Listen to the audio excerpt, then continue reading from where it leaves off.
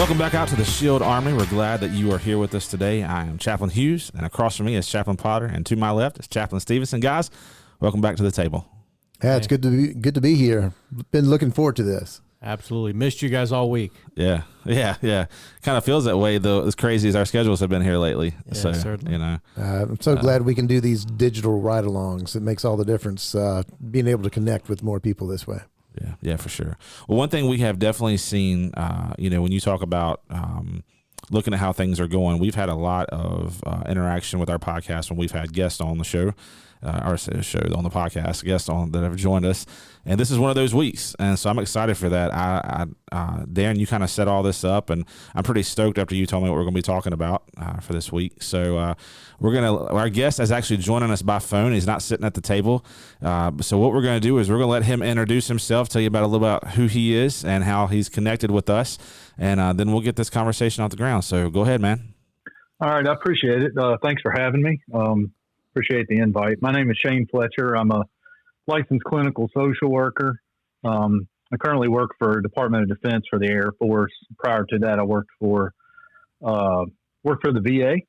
And then before becoming a social worker, I was a police officer with Roanoke City from 99 to 2011.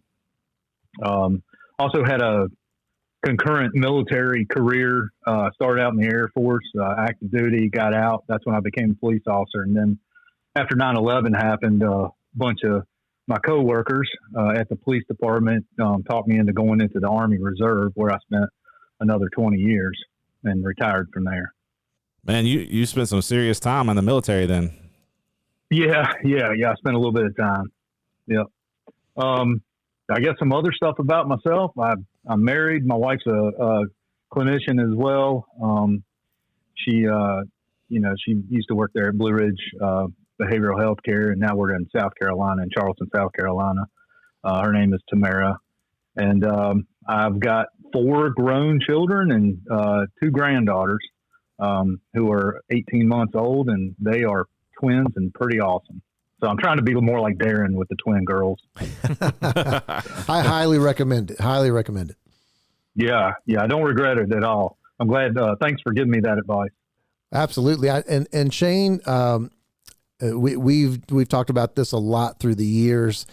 For those of you who are listening in and may not know this, it was actually Shane Fletcher who he tells everybody that he hired me for the volunteer position of chaplain for the Roanoke Police Department back in 2009 now. Oh, wow. That's been 16 years ago. Holy cow. Yes, it's unreal. And, Shane was very real with me. He's like, hey, listen, buddy, if you're somebody that gets offended easily, if a little bit of foul language throws you off, this probably isn't the volunteer work you want to step into. And I assured him that I wasn't born and raised in a box. I wouldn't be overly offended by those kind of things. And so for anyone who's benefited in any way from the chaplaincy through the years, from SHIELD or before, in no small way, Shane Fletcher had a big hand in why we're here today actually doing this. So Shane, I again want to say thank you for kind of getting me started with this whole chaplaincy thing back 16 years ago.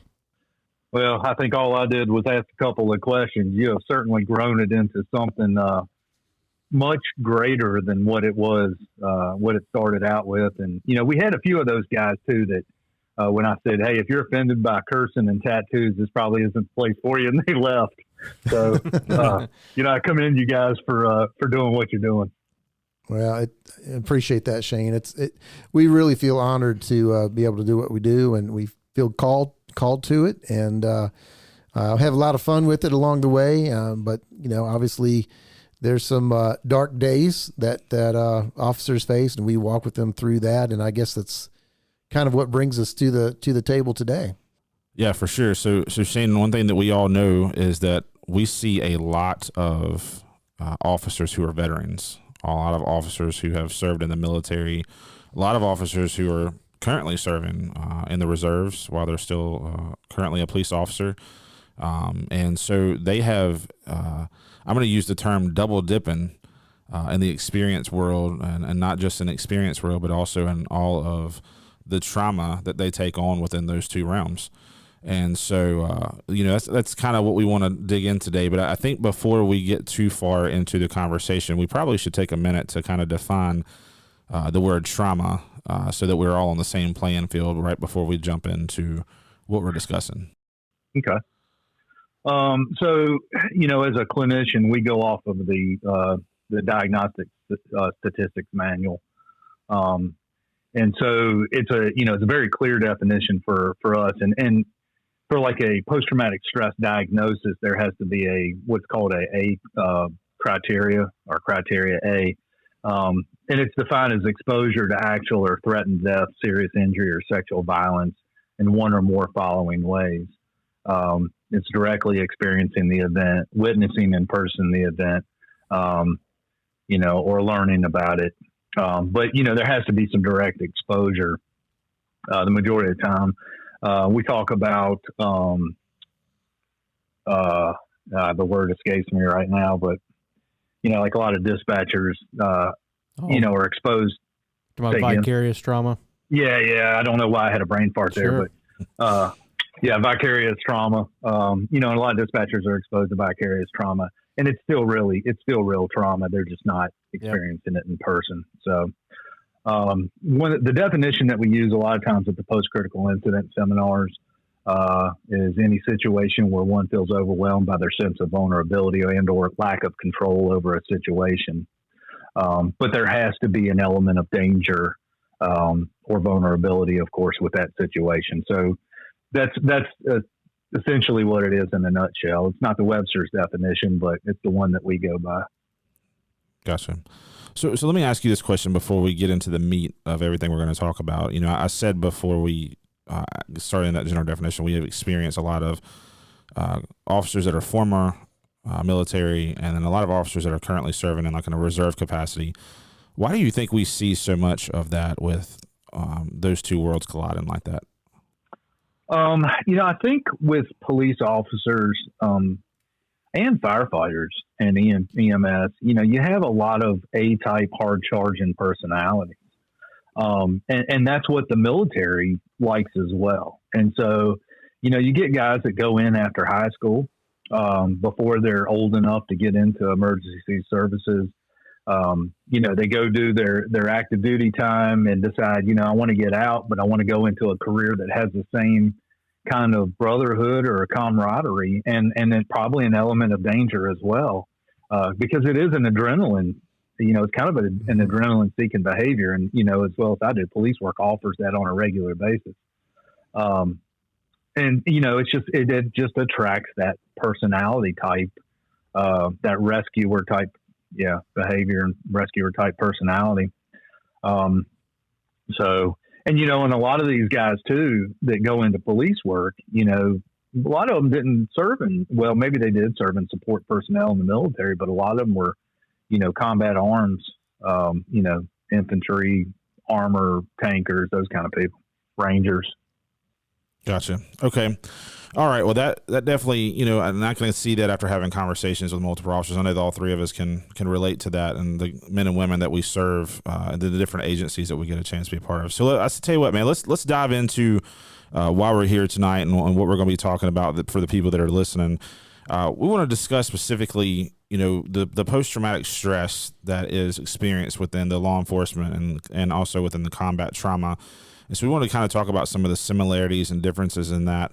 And then we'll move on after that. But can you kind of discuss what people experience and what we see when it comes to similarities and differences in those two worlds? Are you talking about the trauma itself or the symptoms afterwards? Let's start with the trauma itself, and then we'll move on from there. Okay.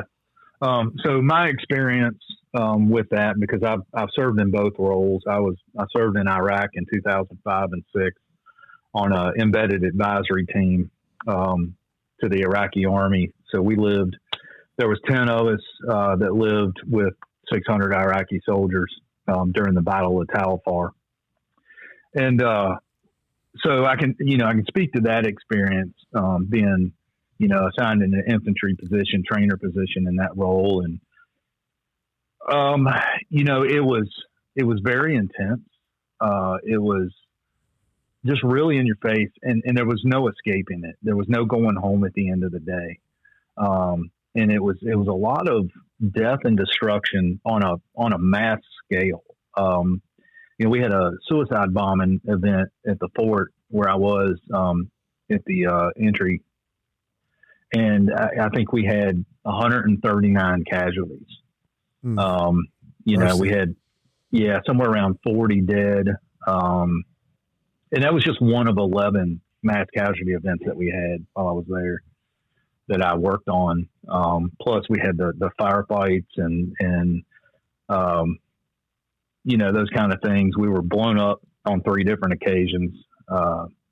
So it was a very, very intense experience, all compacted into a year. With police work, I was a police officer for 13 years.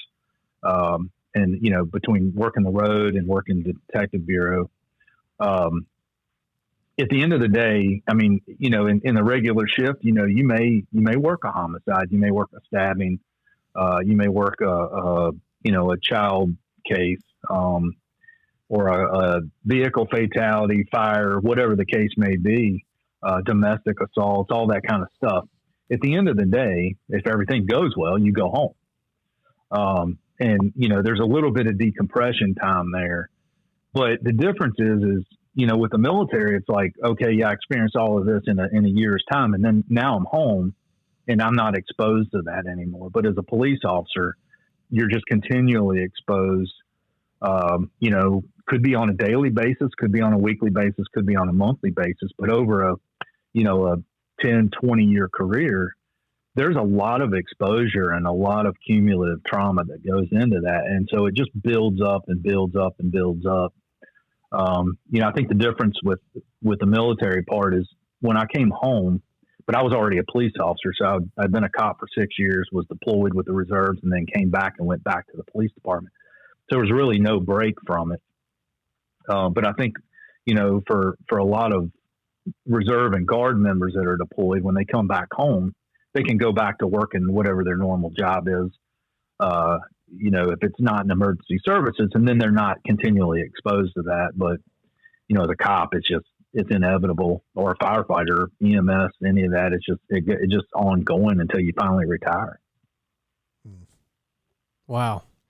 So everything that you just described in your deployment side of the house was one deployment with 12 months. Yeah, that was the only deployment I had. We were actually gone for a little over 15 months. We were in country for a year. We had a 3-month train up prior to going, and then, probably about a week or so demobilization when we came back. But I went from calling in an airstrike. I ended up at the end of the tour, I ended up getting MRSA in my foot. I had to have surgery. I was in the hospital for about a week, and then I returned back to duty, and I was on crutches and flip-flops. And so I ended up calling in an airstrike from the top of our fort on an IED factory across the road. 2 of our Iraqi soldiers were shot. And then a week later, maybe just a little bit over a week later, I'm at home in my living room. Wow. And so that's kind of how it works in like the reserve and the guard. It's like, okay, you're done. Bye. Go home. And you're not going to say, oh, I had problems with this and I had problems with that, because they're going to keep you longer, and you don't want to stay longer. So everybody goes in and lies about it, and just want to get home. I just want to get home. It's like, I've been gone for almost 16 months. I want to go home. I'll deal with the rest. I'll deal with the emotional stuff later. And I know for me, a lot of that stuff really didn't hit until probably 3 or 4 months after I got home anyway. I was just happy to be home to the land of flushing toilets and hot showers that didn't smell like poo. And so, yeah, the honeymoon phase was there for a while. Just, being able to go to the refrigerator and get something out of the refrigerator wasn't going to make me sick. And, but yeah. And so then probably about 3 or 4 months later is when I kind of started experiencing, sleepless nights and, all the stuff that kind of goes along with like post-traumatic stress. Man, as I have heard guys talk about either combat or line of duty related traumas from law enforcement, one of the things that I've been hearing is what I heard you say. When I finished my deployment, I was able to go home and then begin to triage through, man, I'm not sleeping. Man, this is happening. And with law enforcement, one of the things is you're constantly living in and around that community or that hot zone. You're outside the wire, if you will, for 20 years. And that's hard. In talking with civilians, I don't think they fully understand why guys like you don't want to go to Walmart over in Valley View or wherever. We want to stay in a safe zone. We don't want to go out to eat. We don't want to do that stuff because there's been a combat-related issue, if you will, in your mind with that. Can you explain that just a little bit? That's different than combat. Yeah, the symptoms are really the same, though. A lot of folks, with cumulative trauma or even single incident trauma, you're talking, most of the time difficulty with sleep or maybe even sleeping too much, intrusive thoughts about the troublesome events, irritability. Irritability is probably the biggest one. It's the one I hear all the time from my patients. That was my experience. And then you can just walk around the police department and point at somebody and, you're going to figure out real quick who's irritable and who's not. Nightmares, guilt sometimes, feeling guilty because maybe somebody got hurt, but I didn't. And I know recently K9 Cox was killed. And I'm sure there's a lot of guilt associated with that. And the reality is, you can Monday morning quarterback that all day long and say it's not anybody's fault. It was the situation, but it's inevitable that you deal with some level of guilt there. Depression is a big one. I know that was one that hit me pretty hard. Anxiety, social anxiety, crowd avoidance, going to Walmart. Walmart is like the worst place in the world. If you have experienced any kind of trauma event, for some reason, it's because you can't control the crowd. It's just chaotic. Going to the movies is a little different because everybody goes in and out the same way and sits down. But you go to Walmart, for example, and people are just going in all different directions, getting in your way, standing in the aisles, acting up, whatever the case may be. And it's just too much stimulation. I was just having a conversation with a friend of mine, Patrick, about Buc-ee's. Yeah, Buc-ee's. Oh my gosh, Buc-ee's is the worst. Yeah. I've been there once. I was there for like 10 minutes. I don't need to go back. I got to be honest. It's one of my favorite places in the whole world. Oh so, boy. I'm Buc-ee's would be great. Buc-ee's would be great if it was less crowded. Like if you could go in at 2:00 in the morning and wasn't anybody there, it'd be the perfect place.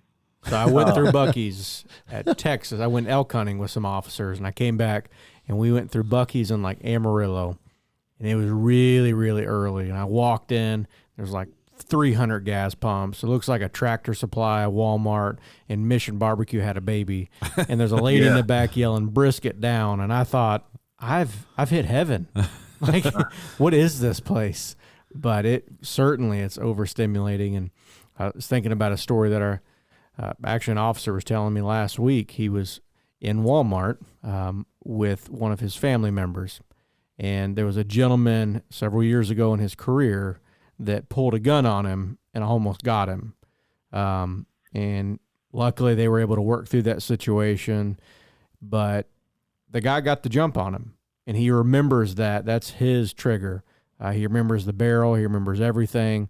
And he was in Walmart with his dad getting some fishing equipment. And the guy walked up behind him and said, "Hey, good to see you." And it wigged him. That's the first time he's seen the guy since the last time he pulled a gun on him. And he told his dad, "Get in the truck now." And so they went out to the truck, and the son is like vomiting in the parking lot. He's wigging out, and his dad has no understanding of why that happened. And I wish people could see that side of law enforcement. I wish people could see that. Yeah, I was talking with an officer here recently that actually went to church with his girlfriend, and while sitting in church, actually there's a couple right in front of them, and known to both of them. One had arrested the one, and the other had arrested the other side of the couple in front of them. So it was, it's a tough thing for these men and women who serve, and even just trying to go to church can sometimes be an interesting experience. Yeah, I was coaching Little League baseball. My oldest son, he was 5 or 6 years old and was wanting to play t-ball, and it was Williamson Road Rec Club. And I showed up to practice, and I want to say there was probably, I know at least one couple, but there were several people there that I had arrested of the parents of the kids on the ball team. And one couple, I had arrested the dad 5 or 6 times. I arrested the mom a couple of times. And I went back home and I was like, we're selling our house. I was like, I'm not doing this. And we did. And we moved to Botetourt, and that's where we ended up staying for the next 20 years. Wow. I totally wish people could see that and feel that because of the calling that you guys have on your life, to be able to stand up and to be an officer, that now it affects every area like T-ball. That's wild. Yeah. Name one career that does that. Right. You can't. The first responder calling is so taxing on the family. I guess what would you say? We've talked a little bit about trauma. We've talked a little bit about the military career and deployments. They mirror in some regards the difficulty in trauma. But would you talk into from a clinician side of the house of trauma and how that hits the living room for our officers? Yeah, I would say for the majority of officers, and what I've seen over the years with my work with the, VA LEAP and SC LEAP and all the different LEAP programs, they love, and I was this guy too, love to go home, sit in the lazy boy, and be done with it all. You don't make a decision. You can't decide what's for dinner. You don't want to go anywhere. There's the motivation just isn't there. And a lot of guys will drink. Go home and drink beer or whatever. And honestly, that's probably one of the most common things that I've seen with police officers. But the crowd avoidance as well. And then, passing it on to your kids, and I'll give you an example of this. I remember, I was going to church, there in Roanoke, and they wanted to go out to one of the project housings, and they wanted to take the children out and knock on doors and spread the word. And I was like, yeah, my kid's not going, and they're like, why not? And I was like, yeah, because I've worked in that project area and they're not going over there. You guys have fun. And, I denied my son that opportunity, and he was just a little boy. He didn't know any better. And he didn't understand why I wouldn't let him go with his buddies at church and their parents and whatever to go do this. And it's an honorable thing. And I'm just like, no, you're not doing that. And so, I guess that's probably one of the best examples I can give. And it's not just me. I mean, it's every cop out there that has kids, has somehow, some way affected their kids with their own trauma. Yep. 100%. I think, coming from the fire and EMS side, and then now on the police chaplaincy side full time, for me, I'm really picky about my kids in parking lots, because how many times have we worked fatalities where kids were running or they got loose from their parents, and now we have to make that notification. So my kids to this day get real wigged out in parking lots, so I can see that. I can see those little footprints of trauma that you hand down generationally. Yeah. Maybe a question, and this may be a bigger question, but for the men and women that have this calling to stand up and protect, whether that's military, there's got to be a group of people that draw the line in the stand and say, I'm the one. You're not going to get to do that. And that often looks like military service, or emergency services with fire and EMS or law enforcement. For those men and women, we've talked a little bit about the cost of that calling. Why is it that across the board we're finding that men and women do not want to seek mental health to get rid of some of those trauma symptoms? I think for the longest time, there was a huge stigma about you're broken. If you go to mental health, they're going to put you on the rubber gun squad. They're going to put you behind a desk and you're not going to be able to do your job.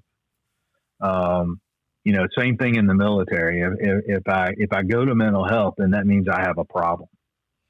And as a go-getter, as a tough guy, maybe having some ego, you don't want to admit you have those problems. Mm-hmm.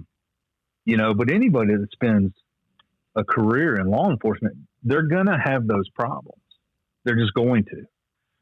Maybe, and there's going to be different severities of that. And a lot of that really depends on what your social connections are, your social support, your family, that kind of stuff. And we know a lot of guys that maybe don't have good marriages, or have good relationships, or maybe even have good relationships with their family of origin. And they haven't really developed those coping skills. But yeah, so I think, it's tough to ask for help when you're the one that your job is to help everybody else. So kind of what I hear you saying is one of the biggest barriers for men and women getting help is they feel like they're the ones that's supposed to be helping. So that role reverse is really, really hard for them. Yeah, it's hard to be vulnerable when you're not supposed to be vulnerable. Yeah. And going to ask for help, you're being vulnerable. You're saying, hey, I'm having trouble dealing with this on my own. And I need somebody to help me do it. And, it takes a lot of courage, or it takes you to be completely broken, to get to that point, and, or to be voluntold, and I'm all about somebody saying, hey, you know what, guess what you're getting ready to go do? You're getting ready to be voluntold to go do this. Yeah. And that's kind of how I started. I didn't want to do any of that stuff. And James Fazio was a lieutenant, and we were at the academy, and this was several years. This was 2008, and VA LEAP had just started right after the Virginia Tech massacre. And Fazio was like, Fletch, I know what's going on with you, and you're going to go to this post-critical incident seminar. And I was like, yeah, I'm not going to that. And he was like, oh, I'm not asking you. I'm telling you, you're going to go. And I'm like, okay, boss. And so I go, and they kind of got me on it too. They're like, well, you got to have it to be on the peer team. I'm like, oh, okay. Well, if I got to have it to be on the peer team, then I'll do that. And so I just kind of thought it was training, and I get there. Yeah, you're not going to do it. You're not going to do it for yourself, but you'll do it for somebody else. Exactly. Yeah, I didn't want to. Yeah, exactly. I wasn't going to help myself, but it's okay if I can help somebody else. Sure. So, and and so that's how I got into it. I was voluntold. But you know what he said?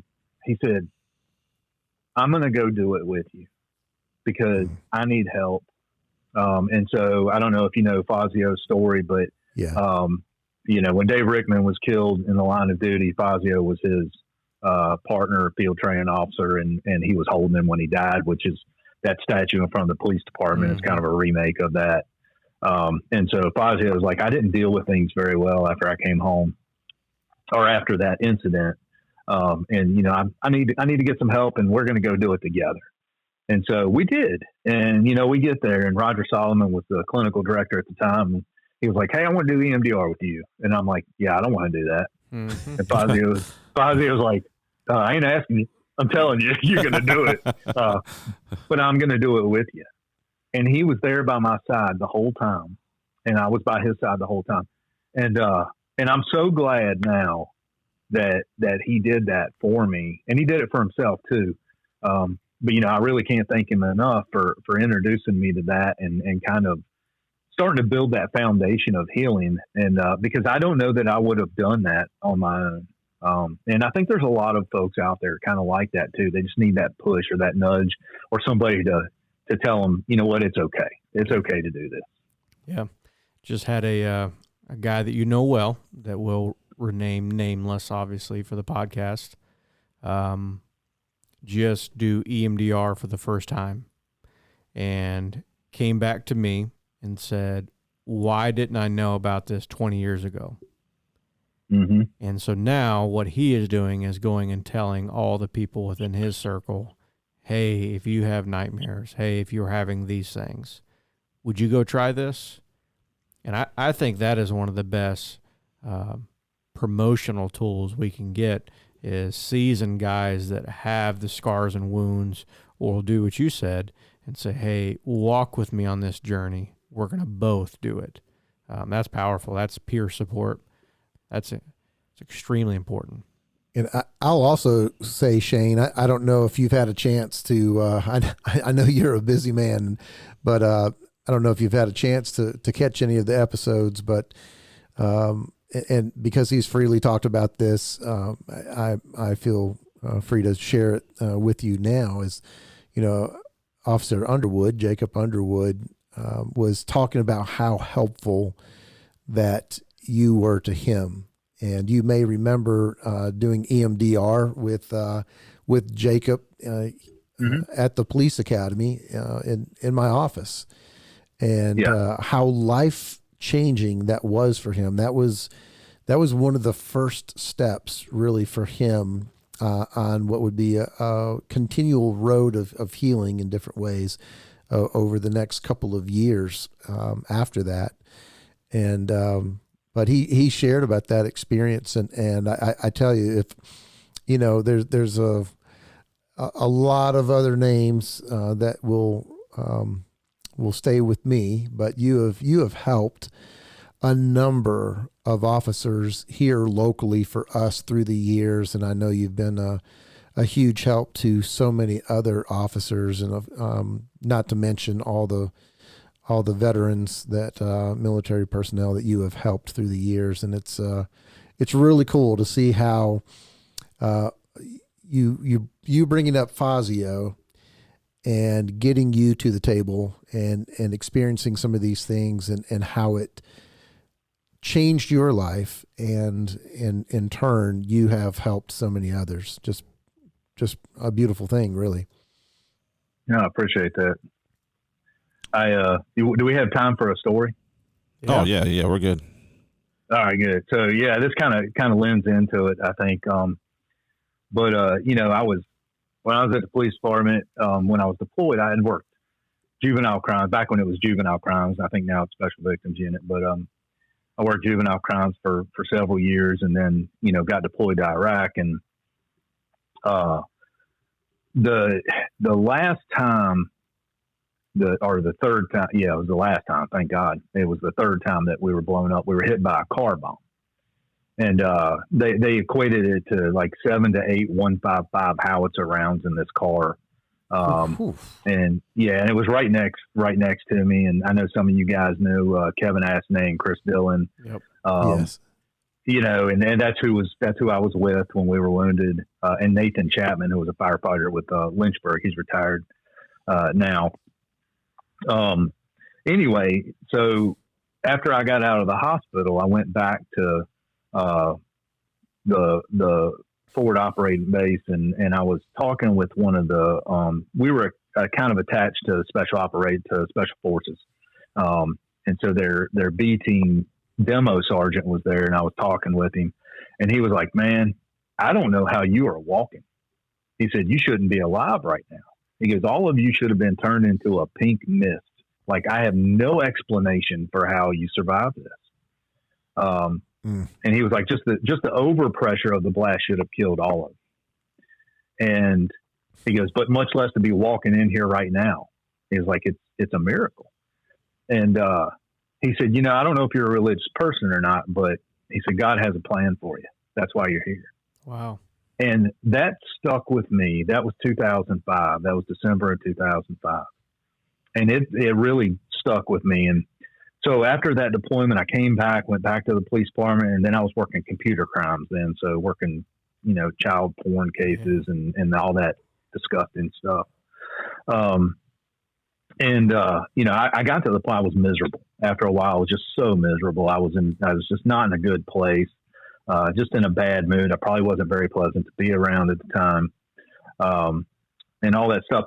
But his what he told me really stuck with me. And, eventually, after Fazio got me to a PCIS, and that was kind of a foundational thing for me for healing, realizing, you know what, I don't have to feel this way for the rest of my life. I don't have to feel this way. I just got to work through it. I've got to change my mindset to, I'm not a victim anymore of this. I'm a survivor of it.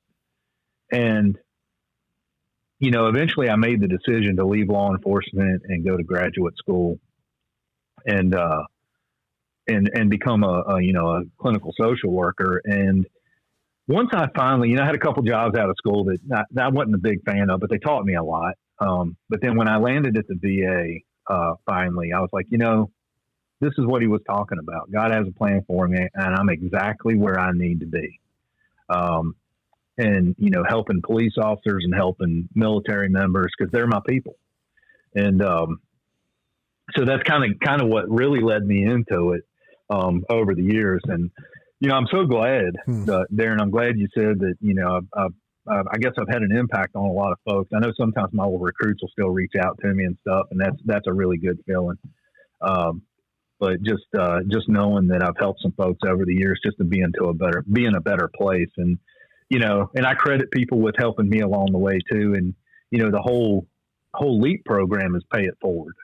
And I feel like that's what I've done and kind of lived up to that and continue to do that.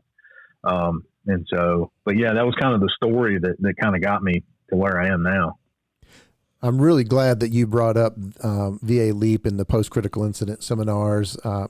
I just, in the last few days, have in the lineups I've been going to the pre-shift briefings in the various departments that I've gone to over the past few days. I've been reminding people of VA LEAP and the post-critical incident seminars that are available to them. And I'm just glad that you've shared a little bit from your own experience and how that's helped you. It's one of those things, again, that people say, I don't know if I want to go. Why would I want to do that? Why would I want to go there? And you've just laid out why people might want to look into that and give it a go. Mm-hmm. So Shane, you said something, back when you were getting, these guys were saying you were being voluntold to go to these things and do these things, and you're like, I don't really want to do that. We still hear that some from people, like, this is just the nature of the job. You need to, put your big boy pants on and go back to work, and just work through it on your own or whatever. And we know, and obviously, your testimony today is enough to be enough evidence to say why it's so important that these things become part of people's lives, and why we work hard to preserve people's mental health and preserve people's life and livelihood and family and career and all these different things. But man, what would you say to agencies and to people that are listening? Like, I mean, if you could just speak directly into their heart for why this stuff is so important and why they need to be working through this stuff and these certain things that need to happen, like PCIS and other things, what would you say to them? And just, if you really had just a minute to say, this is why it's so important and this is why it's got to be a real reality for your agency and for your people to take care of them, what would you say to them? I would say that a happy, healthy officer is a productive officer. Mm. And if you invest in your people's mental health and their well-being, they're going to do a better job for you as a department. They're going to be healthier in the long run. They're going to have happier families. They're going to take better care of their kids. I mean, it's exponential. It just keeps going. And they're going to help other people that are struggling as well. And yeah, that's really it. I mean, life is too short to be unhappy, and you can be in police work and still be happy. And it's actually a thing. But you might have to make lifestyle changes. You might have to make relationship changes, but you certainly have to make cognitive changes if you're struggling. And that's just kind of the nature of the beast. I highly encourage departments, across the world to really invest in their people's well-being and mental health. There's not a better investment than that. Yeah, I absolutely couldn't agree more. In fact, just recently, Darren and myself were involved with helping with a critical incident. And afterwards, I met with one of the supervisors, and he told me that after we had left with working with the entire group, that he had gone in and said to all those that were underneath him, that he's supervising, he said, I hope that you took what those guys said to heart, because you have got to take care of yourself. And he got very vulnerable and said, the best thing you could ever do for yourself is to talk to somebody and work through this stuff so that you can have a good career and a good home life. And I really, it spoke volumes to me, and I can't imagine to the people that he supervises what that must have done for them, because I know just me, and I'm not under his supervision, but for a supervisor to walk in and say, look, I had to do this for myself, and then I didn't realize how much I was wrestling with this stuff until I did it, until I went through with it. And now I still haven't stopped, and I'm still taking care of myself. And you really need to do that for yourself. And again, I can't imagine the weight that must have carried in that room with that group of people that he was taking care of. Yeah, I have somebody in mind, an image when you're talking about that. And I don't know if it's the same person or not, but I know there's a supervisor there that I've known for 25 years. He was in the academy right after mine. And, he had been through critical incident after critical incident. I mean, you name it. He had just been through it over and over and over and over again. And he was in a pretty bad place for quite a while. And, he was able to turn the tides. He was able to get some help, and he was able to talk about it and work through it and that type of thing. And I ran into him not too long ago. I had to come up. My mom was getting some treatment at the hospital there in Roanoke, and I saw him, and, he was just telling me what a better place he was in and stuff. And I was so happy to hear that. No, he's such a good guy, but it's probably the same guy, I'm just guessing, but I know he carries a ton of weight with some of the junior folks there. Well, probably even senior folks there too, because he's just that guy. Yeah. So was wondering if we could ask another question, in regards to this, and it's a certain topic we just wanted to bring about that we had on our agenda to talk about that I thought would be, we've still got a few minutes, but we'd love to just kind of dig into, because I think it's kind of important, and that is the topic of moral injury. A lot of people may not know what that term means or what those words mean, but I was wondering if maybe you could kind of share what moral injury is and how that applies to the things that officers and combat trauma, law enforcement trauma, and how that works into all that and how that works on our life. Can you kind of just speak into that for a few minutes? Yeah. So kind of a definition, well, not kind of, I got this from the National Center for PTSD. Moral injury, it says in a traumatic or unusual stressful circumstances, people may perpetrate, fail to prevent, or witness events that contradict deeply held moral beliefs and expectations. So anything that goes against what their morals and values are. I think we see this a lot in like the PCISs and stuff like that. And, some of it could be something as simple as I felt betrayed by my department. I didn't feel like they handled my shooting very well, and they kind of left me out in the cold. And now, I'm hurt by that. I feel left out. It could be something as simple as that. Yeah. But I think with the moral injuries tend to cut pretty deep because it's one of those things. It's like, well, it's not something I witnessed. It's something that's directly involved with me, which was kind of something I wanted to bring up a little bit too, with the difference between law enforcement and combat trauma. A lot of times is law enforcement trauma. Many times we're witnessing these traumatic events happen to other people, and then we respond to them. Whereas combat trauma, a lot of times it might be happening directly to us. There was a story I always tell about moral injury that was riding with, and one of the departments we serve, I serve the Special Investigations Division, which is like the narcotics guys, the vice guys of old. And so riding in an undercover DEA truck one day, we're coming back down the road, and one of the guys says to me, and I'm sitting in the back, we just done a control buy, and we're getting ready to go write a search warrant and go back and hit the house. And we're talking about kind of how that would work. And one of the guys said to me, "Chap, I don't think God will ever be okay with me and what I do." And I said, "Well, what do you mean, buddy?" He said, "Well, I just went and we just did a control buy on somebody, and now I'm going to go kick their door down, and I'm going to put them in a position to where they may have to shoot me.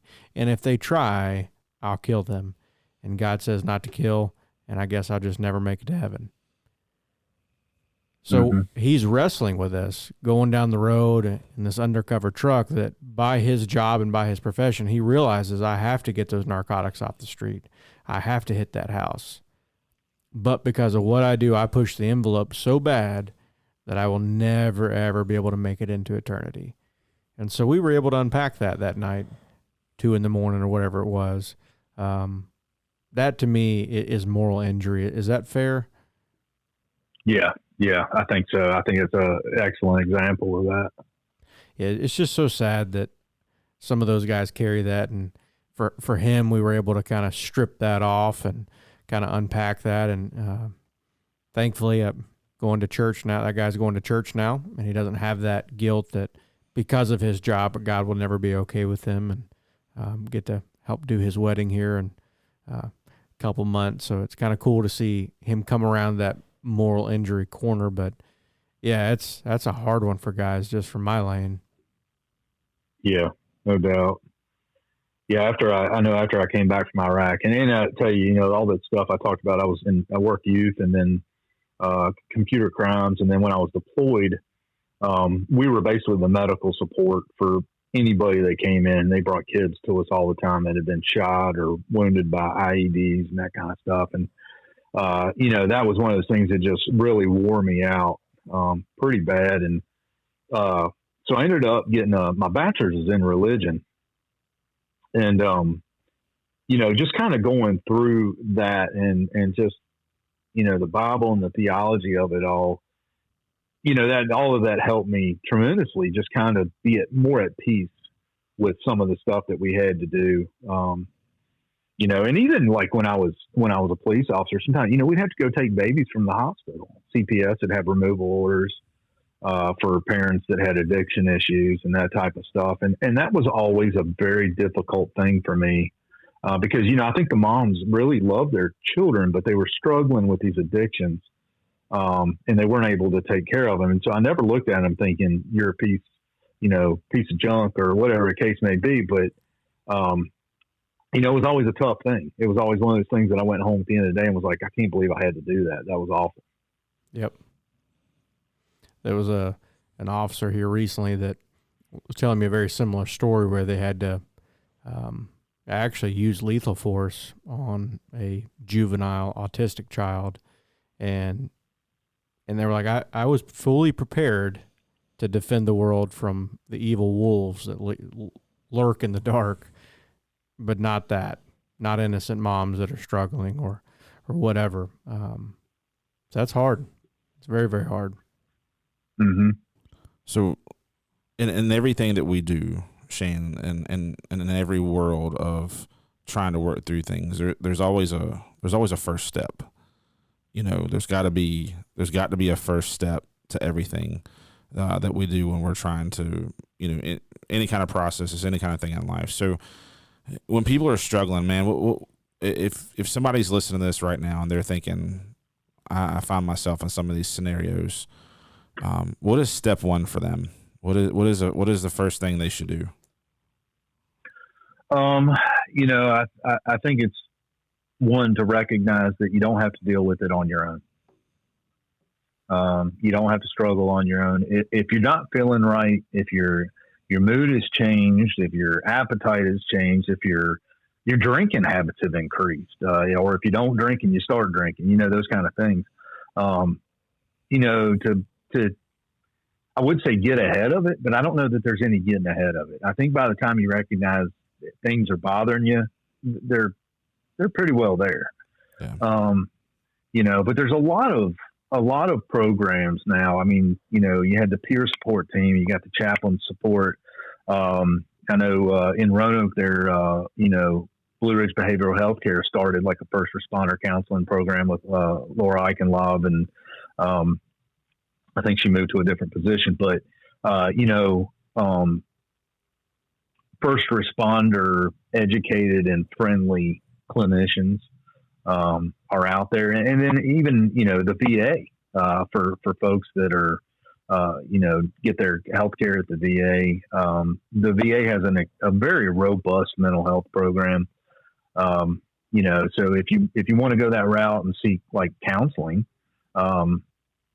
it's a really good thing, and having rapport with that counselor, honestly, is probably the biggest piece of that. And, it's like 70 to 80% of success in therapy is the rapport you have with your therapist.